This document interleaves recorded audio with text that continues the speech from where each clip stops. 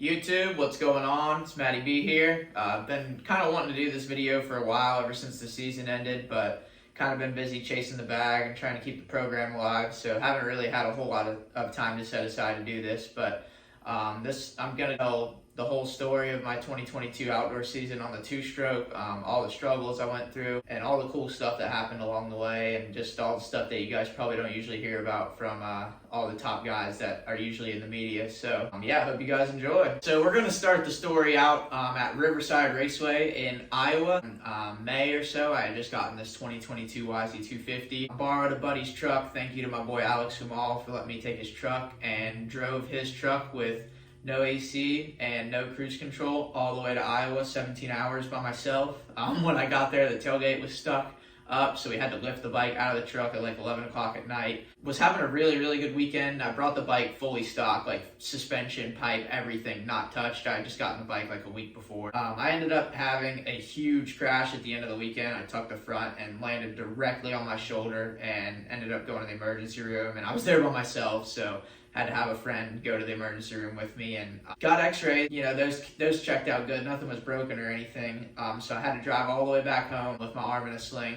And then I got home, spent about a week resting, just hoping that it would feel better so I didn't have to go get an MRI. And never got an MRI and never got a diagnosis, and we're still kicking. So I ended up basically having to take off a month to try and let the shoulder heal, and then a week before High Point, I finally went to my spot south of the border to do some riding with those guys, and my shoulder was really bad. I mean, every time I would, dip my shoulder or my front end would stick, it would just make me about lose my breath. It would hurt so bad. And I actually was only supposed to be there for 2 days, and my girlfriend got COVID while I was gone, so I ended up stuck down there for an entire week, and I'd only packed for a couple days. So while I was there, some things kind of started falling apart on me. I was supposed to have some race bike suspension and a motor, and the guy told me that I wasn't able to use it like a week before the race. And also, I was supposed to be going to the races with my buddy Brandon Scher in his Sprinter van, and at Paula, he ended up breaking his back, but he didn't find out until around Thunder Valley time. So about a week before High Point, I lost my motor, my suspension, and my vehicle to get to the races. So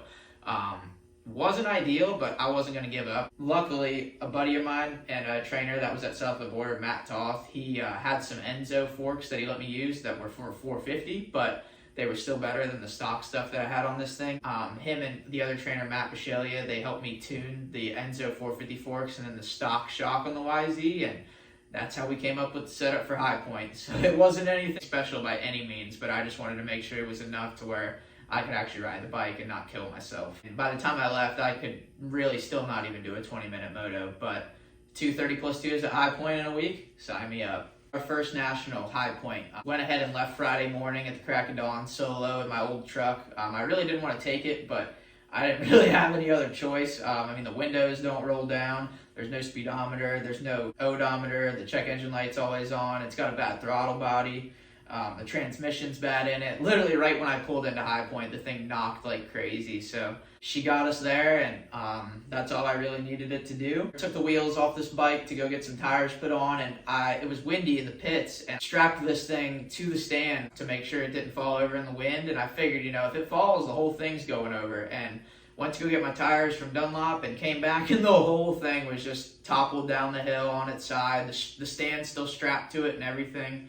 And I had the 450 forks on this thing, so it had rubber bar mounts, and the thing was just tweaked beyond belief before I even started it or hit the track or anything. Luckily, my boy Joe Tate helped me get it back straightened up. Thanks, homie. Appreciate you. I hadn't been to the National in a few years, so I went up to tech inspection with like my gear, my helmet, and bike and everything. And I was sitting up there, and people were just walking by laughing at me. And turned out, post-COVID, you don't actually need any of that stuff. Then, shout out to my girlfriend. She actually worked on Friday all day, and then got off at 6, and she went ahead and drove up to High Point to meet me there. Got there super late, and was up again the next morning with me, ready to get after it. So I definitely couldn't have done it without her. I tried to get an A practice for High Point just because it was the first East Coast round, and there's not 40 people that come from the West Coast to High Point, so I figured maybe there was a spot for me.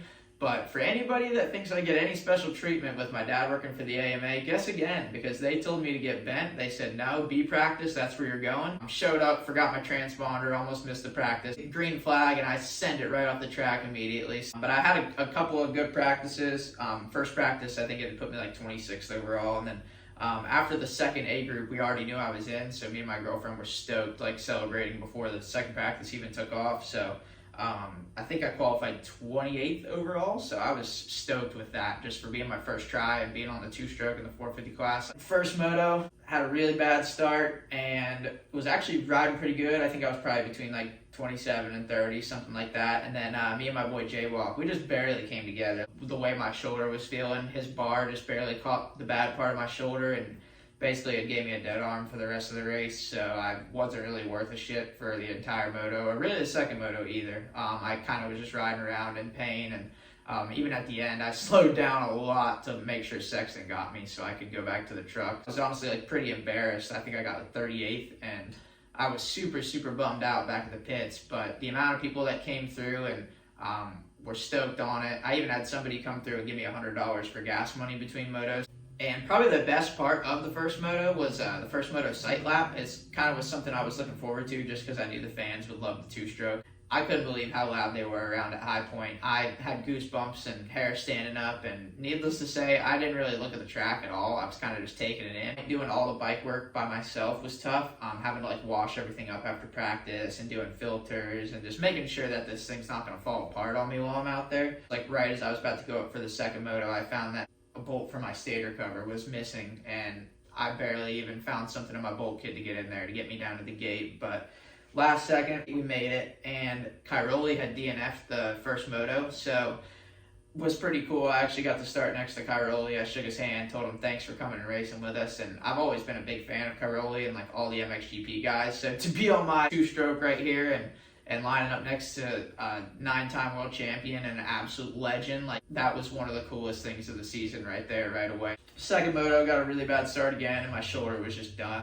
Kind of just rode within myself. I think I ended up like 34th, and it kind of just was what it was. The results were super shit, but how I was coming in with my shoulder and all, I was just hoping to qualify and put in the laps and try to build from there. And then shortly after the moto, Privateer Life, we immediately had to pack everything up, and I was all cramped out and just dying and couldn't lift my arm, and it was a tough one, but we got everything packed up and ended up having to do another solo drive home. Then I've got a lot of adrenaline after the races, so it's really easy for me to just get in the truck and go. So I ended up doing the 7 hours back here to Danville, got here at 3 in the morning or so. Just try to regroup and try to get the shoulder better. Next up was Red Bud. My truck was not up for the drive, so I ended up meeting up with fellow privateer and a good friend of mine, Nick Hayes. I had my bike so he could take it to Red Bud for me, and Nick took the bikes up, and then my girlfriend and I, we took Honda Accord to the race, so it felt really factory just driving a car to the race. Got up to Red Bud on Friday and did tech, everything like that. Everything was looking good. We watched the combine. I also was trying the scoop tire for the first time. I've never really ran scoop tires growing up, so I was trying that for the first time. And also the B group went first in the morning, so they had a fresh track, so I was a little nervous on how that was going to go. But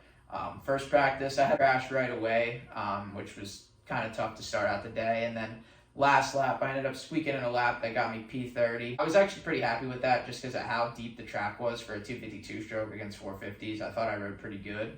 And then second practice, I figured the track would be slower, but I didn't know for sure, so I was still trying to get a lap in. And I crashed like second lap, just in a turn, no big deal. And then the next lap, I tried to go for another one, and the bike just got all out of control on me going down one of the hills, and I just launched off the track, and my bike smoked the medic cart and almost the medic, so sorry boys. So yeah, that practice was pretty much over. Got the bike a little bent up, but luckily the first times held up. Really stoked to make it at Red Bud because I figured that was going to be the hardest one to make just because of how many people show up and how deep the track is and all. And even we were watching the LCQ and it was just stacked. So I was super thrilled to actually just get in straight off time. And even a really good gauge for me, another guy, Luke Renslin, who's an incredible rider. I mean, he's podiumed in East-West Shootout and Supercross, and I think got top 10s in outdoors. And he showed up on a two-stroke also, and I figured he was probably going to steal my thunder. Believe it or not, he actually didn't qualify. I actually qualified a few seconds faster than him, and I'm not sure where his prep was at or if he even got a good lap or what. So I'm not saying that I'm better than him or anything like that, but just the fact that I made it and somebody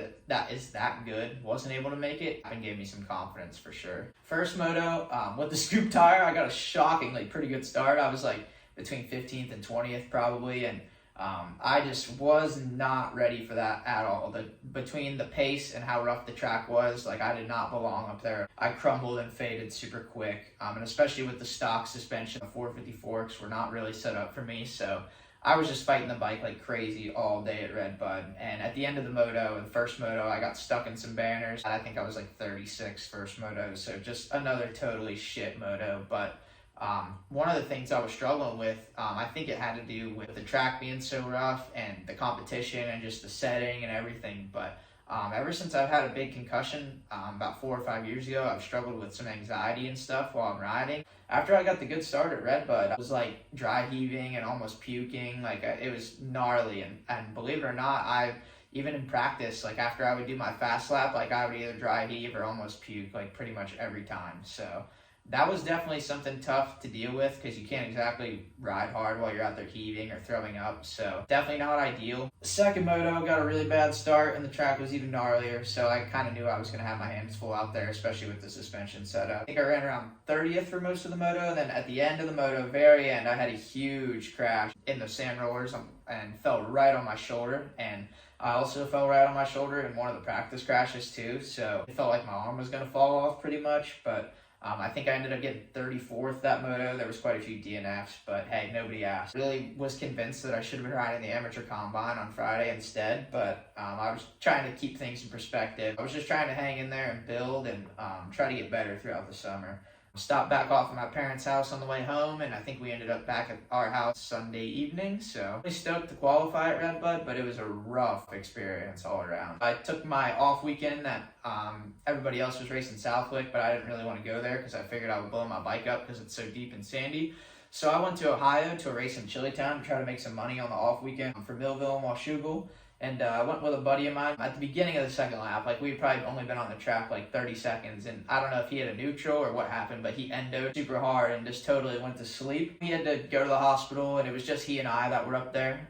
So it was just an absolute shit show. They were trying to get him from the hospital, trying to get his belongings to him. And then I was in his truck too. So it was just a nightmare all around. Then the following day, I actually was having a really good day. I was winning some motos and probably going to make the most money I had ever made in a day. And then, of course, instead of going to Southwick and blowing this thing up, I just blew it up there instead, and I totally seized it up, and it was definitely the most money I've ever lost by a long shot at a race. It hurt pretty bad, especially because I had such a big road trip coming up. I had to sulk my way home in my buddy's truck, and pretty old like mine too, so it was a little bit of a sketchy situation. Got home with his truck, and then the next time he drove it, the thing actually seized up on him. So I guess I did get pretty lucky. It didn't seize on me, but just unbelievable. So Millville was the next weekend, and Monday I was sitting in this bike room right here with a bike completely locked up.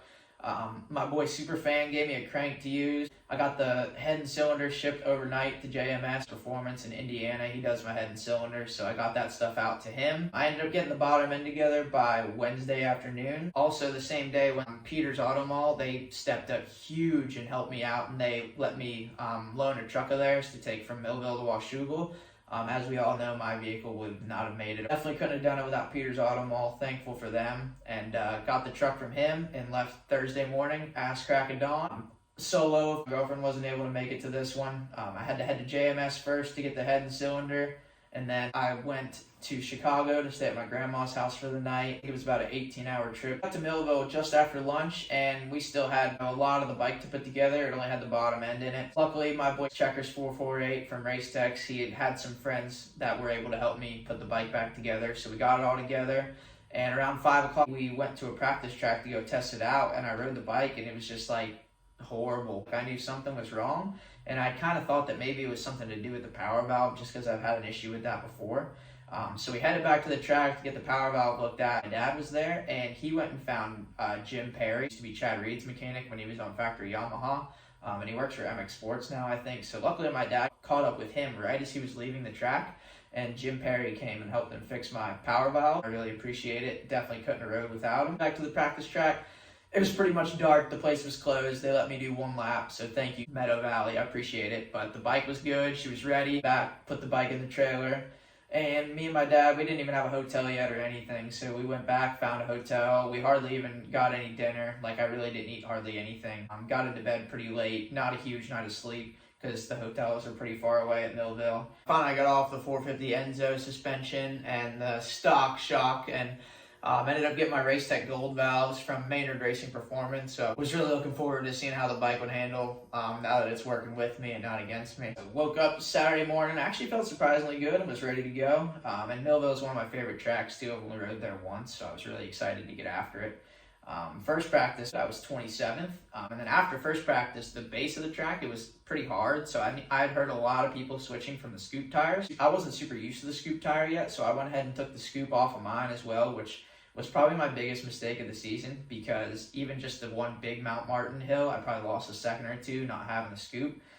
So I definitely learned from that one. And second practice, I also thought that the track was going to be slower, but right before us, they did a bunch of grooming and it got a lot faster, and I just didn't get a lap put together. I finished 37th overall in practice, and I was beyond pissed. Like, I couldn't believe it. I thought I'd pretty much just throw my day away, because in the LCQ, it's a 40-man gate with all 450s, and it's a 4-lap moto. So the odds didn't seem to be in my favor, being on way less CCs. I ended up coming out 5th on the start, which I still can't believe. I had my ass like behind the fender. A bunch of people in the mechanics area shouting big bore about this thing, and if they only knew what was in it, I think they probably would have kept their mouths shut. That's neither here nor there. I was up to 3rd, and I was happy with where I was, and was just going to try to stay there. And it was last lap, about 5 or 6 turns ago, and I just told myself, like, wow, dude, like, you did it, like, hell yeah. And going up Mount Martin, I hit the first double up the hill, and the bike just cut right off. I just couldn't believe it, like, all the work that we'd done to even get to Millville,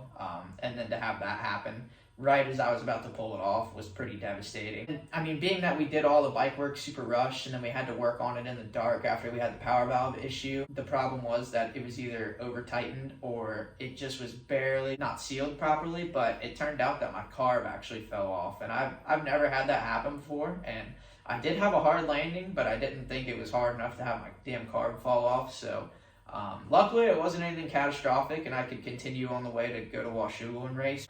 We were definitely feeling low in the afternoon in Millville. I definitely wasn't ready to give up yet, and we were going to keep on trucking. Spent the day at my boy Checker's house up in Minnesota, and then first thing Monday, on the road to Washougal, solo again. I think it was a 29-hour trip. I'm never scared of a road trip, so I thought it was going to be a good time. Drove all day Monday, made one stop, I think in the middle of Montana.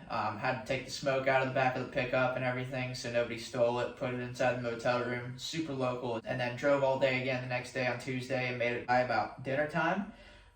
Showed up to my boy Chase B's house. Huge thank you to Chase for housing me for the week. But got some rest on a little bit Wednesday, was feeling pretty roached from all the driving. Thursday night went to hit up the legendary PIR, and I had a horrible time at PIR. I was super uncomfy. I went all the way there for Washougal, not PIR, so I was trying to make some money, but I wasn't trying to do it at the risk of my health and being that far away from home and getting hurt. So I kind of played it safe at PIR, and it went so bad that I was telling people I wasn't even there. Friday we hit Tech again and checked out Washougal. It was my first time there, and it was kind of a bucket list location for me to go to. Got a good look at everything.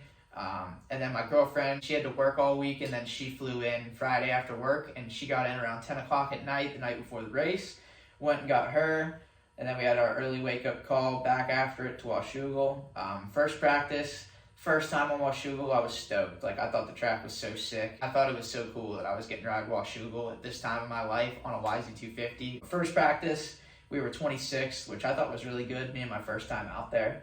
And then second practice, I was 29th, but it was slower, so we were all good. I think I was 31st overall, and wasn't my best qualifying by any means, but we were on the gate. The first moto, I got a really bad start, got super pinched off, and then actually made some moves, and was running in the 20s for a little over halfway, and then really just started fading bad, and kind of started having the anxiety issues again, like I was telling you guys about earlier, and started throwing up and dry heaving, and just couldn't put it together out there. Wasn't really able to put my best foot forward at all. Got a 32nd that moto, and then lining up for second moto, Dungy ended up DNFing the first moto. He had a bad gate pick, so he ended up lining up next to me, and he pulls in, and as he's packing his gate, I said, Dunge, you're a fucking legend, man. And he looks at me, he said, I don't know, man. I think that might be you on that two-stroke, and I'll be damned if my life wasn't made at that point. Second moto, bad start again, and I was actually right next to the guy, Lars Van Berkel, that hit Roger DeCoster off the start, so that was wild. I pretty much got a front row view of that. Kind of struggled with the track, struggled with the anxiety and the heaving and the bullshit, so Didn't really ride very good at all. Ended up with a 33rd in the second moto. And then right after we raced, I went ahead and loaded up immediately because we had a really long drive. Within about 30 minutes of the second moto, we were on the highway headed back east. First night, we drove all night and never stopped. Like I told you, I got this adrenaline after the race, so I was super wired and ready to go. So I drove all night. We were up in like middle of Montana by the time the sun came up the next day. We only stopped one time the whole trip. We stopped in Chicago on the second night for a little bit of sleep at my grandma's house, and then following day, we went ahead and finished it up straight through, and we actually ended up doing a 41-hour drive in about 48 hours. We ended up getting home Monday night, just in time for my girlfriend to work Tuesday morning, so super thankful for her sacrificing all the sleep and embracing the grind with me. I really appreciate her. Washougal, it wasn't our greatest financial decision ever, but it was a bucket list track and it's somewhere I always wanted to go, so I'm cool with my decision. We had a good time. I had to take at least like a week to try to get myself back together after all the driving and time zones and racing and road tripping and just everything we had been through. So took a week off, and then the 2 weeks before Unadilla, I knew there was a bunch of good guys coming back, so I finally decided that I couldn't save the bike anymore. I had to try to get some practice in. Even though I didn't have a practice bike, I just had to ride. So the 2 weeks before Dilla, I ended up doing 2 days each week with a bunch of the Club MX guys. Rob Bell showed up a few times, Freddie Noren. It was really good for me too because I absolutely got the shit kicked out of me. After the first week, we only rode like 2 days, and I was telling Jeremy and Alex Martin that this was more than I had rode the whole season, and they were like, dude, like it's only been 2 days, and I'm like, yeah, I know. In between the 2 weeks, I went and did a warm-up race at Bud's Creek to try to make some money. There was a 2-stroke race and an open pro race on Saturday, and I tossed myself down a hill the first lap of the open moto, and I don't know how I didn't get hurt. And then after all the training, I torched the bike pretty good, riding 4 days in the sand and just beating the shit out of it. So I ended up getting it all rebuilt, fresh clutch, fresh top end and everything right before Unadilla. And then right as I got everything put together, it started pouring rain, and I didn't have anywhere I could test it. So I had to go test ride the bike on the street in the rain. So that was pretty local also. You gotta do what you gotta do sometimes. We're on to Unadilla. Actually had some training under us, so I was hoping we'd be a little better. We went ahead and left on Thursday after my girlfriend worked. We drove until we couldn't drive anymore that night. Ended up just at a local motel. I don't even think this thing had a working TV or shower or anything. Like, unloaded the 2-smoke, put it inside, all the belongings and everything, and then following morning woke up, reloaded, and sent it all the way to Dilla. And it was my first time at Dilla too, so I was really excited to go there and check it out. I went through tech and had to pay a $100 fine because I forgot my transponder at Washougal. Usually as the season goes, it kind of gets easier, but at Unadilla, a lot of people ended up coming back. We had Ferrandis, Wilson, Malcolm, even a dude Josh Gilbert from England. I knew I was going to have to be on point big time. First practice, I was 28th, which I was stoked with, just with how stacked it was, and first time to Unadilla and all. I got the green flag, and it was my first lap at Unadilla, so like I don't really know what I'm doing. And I was behind Wilson, and I was like, oh, this is perfect. Like, I'll be able to follow him for a lap. A third of the way into the lap, like, I don't think my boy was warmed up yet. And obviously, we all know that Wilson's way faster than me, so I guess he just wasn't ready to send it yet. But Dino was kind of in my way, actually, and going into one of the tight turns, I screamed at him, and he ended up moving out of the way for me. So I can't even imagine what that dude was thinking. Welcome back to pro motocross, getting yelled at by a squid on a 2-stroke. Second practice, I ended up P30. I felt pretty good again, but the times were super close. So as I went to check my times, my phone, it said I was 37th. I guess they had a bunch of transponder glitches. So me and about 20 other people spent about an hour at the AMA trailer trying to figure out if I was in the race or not. They had times all jacked up. I never knew what place I was actually in, but they showed us an LCQ lineup, and 820 wasn't in it, so I knew we were good. We watched the LCQ, and there was like 4 or 5 guys with national number 2-digit numbers in the LCQ, so the fact that I was able to make it on this here 2-stroke over all those guys, like, I was thrilled to put it in the moto. It was my first time at Unadilla. First moto, it actually was my best riding of the year, and I think it was probably because the track wasn't as rutted, and I felt a lot more comfortable out there, but I actually felt like I put 35 minutes together, like, pretty hard. The result was horrible. I was 34th, but being how much more stacked it was, and I finally rode better, and that's what I'd been most bummed about with the rest of the season. And I even ended up making a last lap pass in the last turn, so it was just cool that I had a little bit left to dig at the end. And then the second moto, I actually was coming through good on the first lap. I think I had made my way up into the 20s, and then I fell at the bottom of one of the hills and was all the way in the back by myself, dead last. And I mean, I rode my ass off as long as I could, but I just barely caught up to the pack after like 20 minutes, and I was just kind of smoked by that point. So I kind of just started playing it smart. I saw Sexton coming up to lap me, and after High Point, when I finished and crossed right behind him, I was like, dang, I probably should have done something cool, like at least revved the bike or done something. So when I saw him coming this time, I figured this was my chance, and I actually even wicked it up a little bit on the last lap to make sure that he didn't catch me too early. I timed it perfect, and we went across the finish line together. I gave him a little fist pump just like he did, and ended up loading up solo while my girlfriend was getting an event t-shirt, and by the time she got back, we were loaded up and ready to go. I think it was like 9 hours, and we got right out of there. And about 30 minutes down the road, I had to stop to throw up. I was all nauseous with a headache, but after that, we pinned it down the road, got home about 3 or 4 in the morning per usual. Moved on to Bud's Creek, and that's the track that I knew the best, and that was what was closest to me also, so I was pretty hyped for Bud's Creek. I ended up bringing my girlfriend's dad, Greg. You guys probably know him as Superfan, but he'd never been to a national before, so I brought him to his first national, and I knew that was going to be an absolute riot. Left Friday morning, got to Bud's Creek shortly after lunch, showed Superfan what everything was all about. I actually was taking my bike to where I was going to have it for the night. As I was on the way over there, Justin Barsha, and I don't know if it was a mechanic or somebody, but they were in their Troy Lee golf cart, and they stopped me, and Justin asked for my autograph after the moto win at Unadilla, which obviously he was kidding, but I thought it was super funny.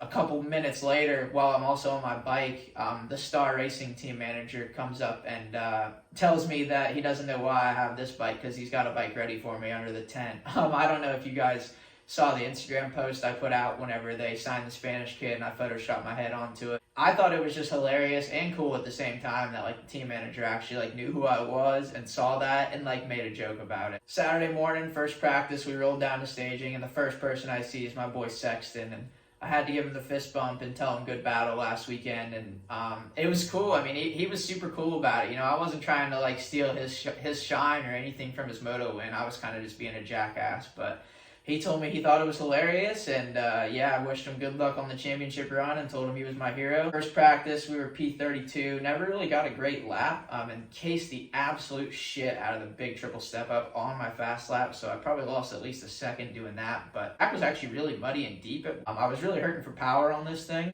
Between practices, it was pretty muddy. My boy Greg was washing the bike through the fence. We didn't come with a whole lot of equipment, so shout out to him for making it work.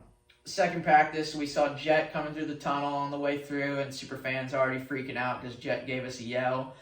We go down for the practice starts, and Superfan's just screaming at Barsha, Dino, and Roxon, and Cairoli. I mean, he's just on cloud nine, like seeing all these guys up front and personal, so I thought that was really cool for him. Second practice, I followed my boy Justin Rodbell. He's a Bud's Creek local, and he towed me around for a lap, and I actually ended up 27th overall, which that was my best one for the season, and with how stacked it was, I really don't think I could have done any better. I mean, I was sitting in staging, and 25th was McElrath, who's like won Supercrosses and outdoors, and 27th is me on the old two-stroke. First moto, snuck around the inside of the first turn. I cut back and got like my best start of the year. I think I was like 15th or so, and I actually was in the top 20 for the first 2 laps, and then pretty similar to Red Bud, like the track conditions and the pace, like I just couldn't handle it all, and dropped back pretty quick, and had some more issues with the nausea again, and it was really hot outside also, so I don't think that was helping my case either. Ended up 35th in the first moto, and the track was starting to get a little bit harder, so I had to take the scoop off. I had ran the scoop in the first moto. Greg put the other wheel on, and the wheel just wouldn't spin, so I don't know what was going on. Like, if you tighten the axle nut, the wheel wouldn't spin, so we barely got to the gate for the second moto, trying to figure that out. Second moto, I got a horrible start and rode really bad again.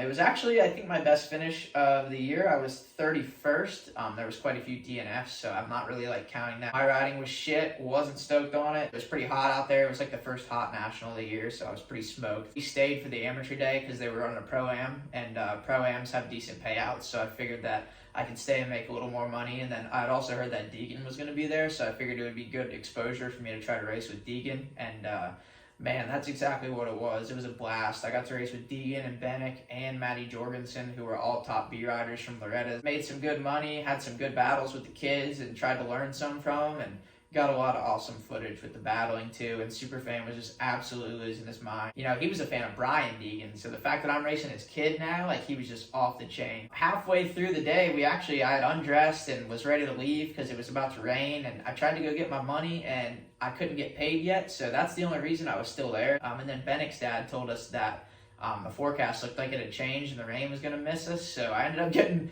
back dressed the last second and ended up making the last 3 motos. Yeah, after 2:30+2 Saturday and then 6 15-minute motos on Sunday, I was absolutely destroyed. Probably the most tired I've ever been in my life, but luckily I had Superfan to drive me home, and we only had one more race. I finally made it to the finale at good old Ironman, and I was really excited to go there because I've only been to Ironman one time in 2014, the first year they had the National, and it was an absolute mud bath. So I basically had never rode there, so was really stoked to be able to give that track a try. The unfortunate thing is by the time I got to this point, this poor 2-stroke back here was smoked. I mean, the thing was a hurting unit, but we only had one more race to do, and we were trying to make it through. We left Thursday after Superfan worked, so it was around dinner time. We drove late, got to my parents' house in Ohio, slept for a few hours, and got back up next morning early, made it to Ironman for tech and to check out the track and the combine. Tim Ferry took a few minutes to talk to me about my riding, which was really, really cool.